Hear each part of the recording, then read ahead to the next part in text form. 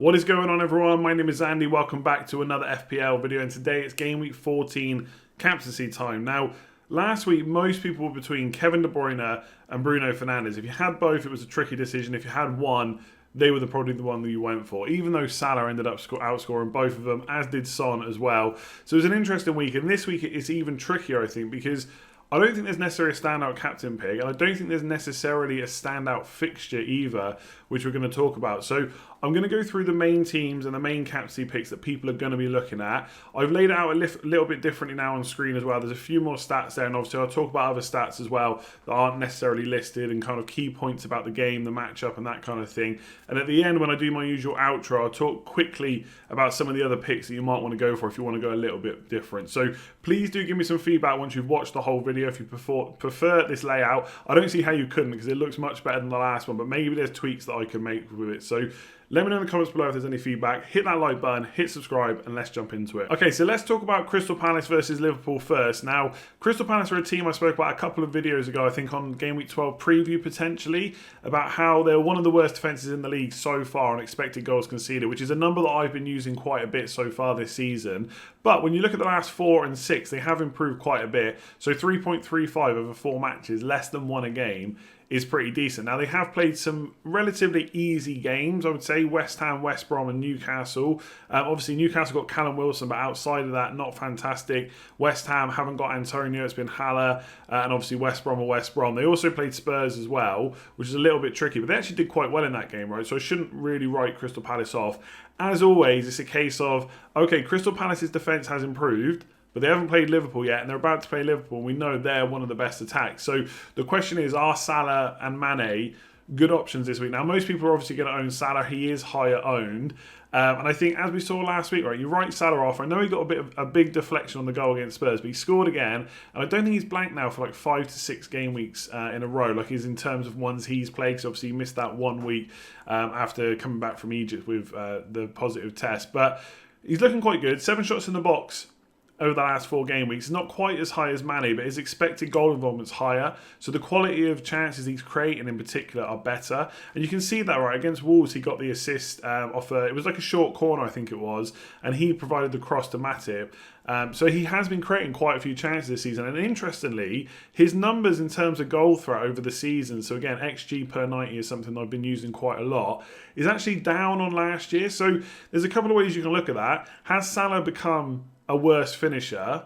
Probably not, right? And he's been getting quite a few chances as well. Or is it a little bit of variance? And is he going to, over the season, get back up to the numbers of last season? Which I think he probably will. Interestingly, FPL put out a tweet recently to say that at this point in the season, Salah is ahead, FPL points-wise, of where he was when he got his 303-point season. So obviously at some point he's probably going to tail off. But that's completely insane, right? That's how good he's been. And if you think about the fact that Son is even ahead of him, it's a crazy, crazy year for premiums. So the way I look at this match is Salah's going to be up against Van Arnold. Mane's going to be up against Klein most likely. The thing that I think Salah is arguably one of the standouts, if not the standout captain option this week, to be completely honest. The thing that puts me off is Crystal Palace on their day, they can defend deep, they can be organised, they can really make it tough for a team to basically for another team to break them down. The only kind of hope I've got, not hope, that sounds a bit ridiculous considering it's Liverpool, but against Spurs tried something similar, right? They sat back, they waited for the counter-attack. Palace are probably not going to try and counter as much as Spurs did. And Liverpool moved the ball around so quickly, and they did get quite a few shots off against Spurs. They weren't necessarily great shots, but they did get lots of chances. And I just wonder if the game will follow a similar pattern against Crystal Palace. So I definitely like Salah for this week. And obviously Mane as well. Mane is getting the chances. He's getting plenty of shots. As you can see, more than Salah in the box over the last 4 game weeks. It just doesn't, something's just not clicking for him right now. And I do think all it's going to take is a goal, and he'll probably go on a bit of a run because his numbers are ridiculous, right? He gets lots of, most of the time he's actually getting more quality chances than Salah is. But obviously Salah's got pens to back it up, and he's also creating chances as well. But if this is a game where Liverpool nick an early goal, whether it's from Mane or Salah, I do think it could be floodgates open. I wouldn't necessarily, look, Palace aren't going to concede 4 or 5, but 2 or 3 for sure. And if they do score, who's going to be involved? The 2 players on the screen. So this is a fixture where I think a lot of people will write Salah off, and I think a lot of people write Salah off all the time, but I think it's a really good fixture, and I think he probably is arguably the standout ahead of De Bruyne and Fernandes, who we're going to talk about in a minute. And I wouldn't necessarily be put off by the fact that Crystal Palace have looked to have improved slightly because the teams they've played have been weaker. So over the season, still not a fantastic record defensively, hardly any clean sheets. I wouldn't back against Salah and Mane this week. So Marcus Rashford finally outscored Bruno Fernandes from open play. As I said he might do early on this season, it never happened, right? So I'm not going to claim that as I called it, but it just shows that Rashford on his day is a really good option as well, regardless of whether you've got Fernandes. Like, Rashford is just a good option too. And I think the way that game went, because we played Greenwood, Rashford and Martial, we haven't played those three in too many matches together so far this season. Obviously, Martial was suspended for a bit. Cavani's played as well. Greenwood hasn't been in the side like all season. That is the front three that we played at the back end of last season. If you remember, obviously Bruno Fernandes was a really good option, but people were doubling up with the likes of Rashford and Martial, and some people even tripled up on the attack. Now, I'm not saying you do that, absolutely not, right? Because for one thing, they're all more expensive. But my point is, it wasn't just Bruno Fernandes that was an option last year. The rest of them were all also options as well. I've not put Greenwood on here because I don't think he's really in the top three choices for Man United. And looking at the defensive stats for Leeds, they have been bad this year, right? I've got Dallas. I've been really happy with him. He's got 5 returns in the last 9 games. But in the last 4, he's only got 2 returns, and they've both been goals, right? So no clean sheets. They are the second worst expected goals conceded for the season. They are the worst for the last 4. So it's not been good at all. They've played Everton, Chelsea, West Ham and Newcastle. So again, maybe some trickier fixtures there with Everton and Chelsea. They actually kept a clean sheet, actually. I got it wrong with Dallas. They kept a clean sheet against Everton. But they were probably fortunate not to concede. I do think Leeds probably deserved to win that game, but they probably should have conceded as well. They've conceded 2 against Newcastle. I don't see how Man United don't score in this game. The key question is, how involved will Bruno Fernandes be? And you can see on screen, right, last 4 game weeks, it is worth pointing out that Martial has played less minutes than both Rashford and Fernandes. It's about half, just over half the minutes. He's got the same amount of shots in the box as Bruno. And Rashford's got double. So this is the thing for me, like a lot of the expected goal involvement for Bruno Fernandes comes from assists, which is fine, right? His creativity is really high, but his goal threat from open play isn't that high. And we saw against Sheffield United, he was quite deep. You know, Rashford, Martial and Greenwood were the ones trying to get him behind. And look, Fernandes didn't have a bad game, and he did thread some through balls through, and I think for one of the goals at least he assisted the assister, but he wasn't getting forward, and I can't really remember him having a shot in the box. I haven't gone and checked the stats, but from watching the game, I don't really remember that happening. And obviously with Pogba in the side as well, he didn't really venture forward too much, but it gives Bruno Fernandes almost less to do creativity-wise. Like, Pogba was the one that set up Martial from deep. Lindelof set up one of Rashford's goals as well. So the ball over the top was a way that we kind of played against Sheffield United. Now, I'm not saying we're going to do the same against Leeds, but Leeds will leave themselves open, right? They are going to go for it, and it's going to cause Man United problems. If Sheffield United can score 2 against Man United, Leeds can definitely score. I don't foresee a clean sheet for Man United. So they're going to have to outscore their opponents again. They have put 3 past what I think it's now West Ham, Everton, Southampton, and now Sheffield United as well. So Man United are able to score goals at the moment, and we are going to score goals against Leeds. My only worry about Bruno is that he'll take up a similar role like he did against Sheffield United. Man United will let against Sheffield United, that is, for Bruno. United, there's too many Uniteds here. Man United are going to let Leeds come onto them and then try and counter, I think. And Rashford, Martial and Greenwood could be big benefactors of that. And I do really like Rashford again here. I wouldn't write him off at all. If you've got Bruno Fernandes, look, what he's done this season, in any game he can get a big score, right? He can score from open play. We've seen it plenty of times. But even the 2 he scored against Everton, I think he only had 2 touches in the box. So he's not like he's sitting in that box waiting for the ball to come in. Often he's sitting deep outside of the box looking to play the ball through. Could we get a penalty against Leeds potentially, right? That's always an option, and Bruno is on them. So I wouldn't let last night completely put you off captaining Bruno, although I've already seen some people switch from Bruno Fernandes to Salah because of last night. The Leeds game is going to be similar, and there is going to be chances on the counter. But I think that actually makes Rashford and Martial slightly better. So if you have got them, you could consider them as differential captains. I do think we're going to score in this game. We're just going to concede as well. And Bruno Fernandes is good. But again, I would always back De Bruyne and Salah for a bit more goal threat from open play at least. And they've all got penalties, so you can't even use that as a thing for Bruno because Salah and De Bruyne also have them. So I'm not against Bruno. I think he's a good option because of the opposition. One of the worst defences in the league so far. But I do think he's possibly just behind Salah, but maybe not by too much. I think this is a really interesting game if you're a Man City owner. I'm not going to talk about Ings and Adams. Look, they could be options. Could I foresee Southampton scoring? Possibly. I do think Manchester City's defence has been so good. But Ings and Adams and Southampton have also been really good. But the main talking point is obviously the Man City players. Now, it's an interesting one because now they've drawn with West Brom. The narrative is Man City are no good. They're not playing for Pep this year. I've seen that a few times. The players can't finish. Kevin De Bruyne looks tired. Kevin De Bruyne is not worth the money. Whereas if you look at it a little bit more objectively, I put on the preview video earlier this morning the fact that Kevin De Bruyne has outscored Son, Kane, Vardy and Fernandes over the last 4 game weeks. And it was really over the last 4 game weeks where people got onto him, right? For Burnley, Fulham and West Brom. So it hasn't been that bad. It's not as bad as people are making out. And arguably, Southampton and Newcastle are better fixtures than the Spurs players have got, for example. We'll talk about Spurs in a minute. So I wouldn't write Man City off just yet. Plus, if you watch the West Brom game, I'm sure most of you were screaming at the end, how have City not scored? So they should have won the game. They should have scored more goals, etc. Now, I've looked at Kevin De Bruyne specifically. I'm an owner, so you can say I'm a little bit biased, but I have looked into it because I want to provide the counter argument to the fact that he and City should now be written off. So since he came back from injury, because obviously he started off with, I think he scored double digits against Wolves. He definitely got a penalty. And then he got injured, then he came back. So he played like 22 minutes against West Ham. Then he's played 7 matches since, right? So I've got some notes here. He's blanked against Liverpool, Spurs, Man United. Fine, whatever. You'd expect that, right? I would at least. I'd expect players to blank against big teams. He got the 4-pointer against West Brom. Not strictly a blank, but no attack and returns. But fair enough. He should have got one at the end, right, with the assists for Gundogan and Sterling. At least one of them should have put that chance away. And then he's got 4 goals and 1 goal, and 4 assists against Sheffield United, Burnley and Fulham. So against Sheffield United, Burnley, Fulham and West Brom, if you combine all 4 matches since he came back from injury, he's on 8.5 points per match. That's really good. And Southampton and then Newcastle are really good fixtures. Now, Southampton have been defending quite well. And you can see from the numbers on screen, they're not bad at all. But again, a bit like when a team plays Liverpool, it gets much tougher. And last season, when City played Southampton, they lost 1-0. The City had so many chances, right? It was unreal.